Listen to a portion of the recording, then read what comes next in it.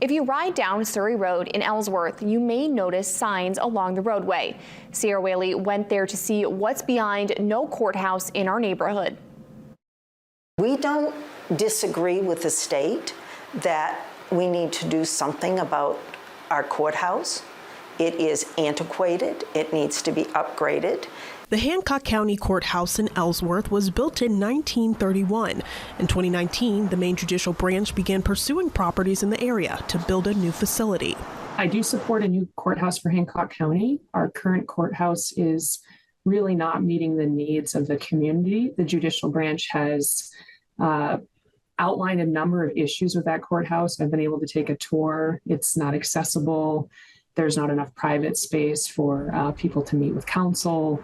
After 20 properties were reviewed and multiple public meetings were held, an issue came about. The problem is they have paid $875,000 for a property that they're going to be unable to use. Since pursuing the project, which is expected to cost $55 million, the state proposed 120 Surrey Road as a potential location. However, some residents disagree strongly with the proposal.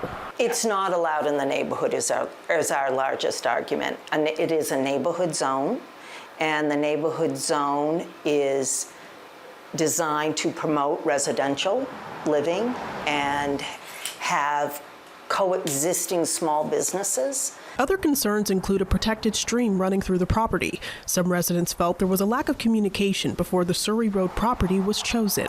The state has told us that they will abide by the municipality. If the city says no through the planning board, they will not go there. The Judicial Branch said they are continuing to evaluate the concerns that were raised about the site and continue to welcome feedback from citizens. Sierra Whaley, WABI TV 5 News, Ellsworth.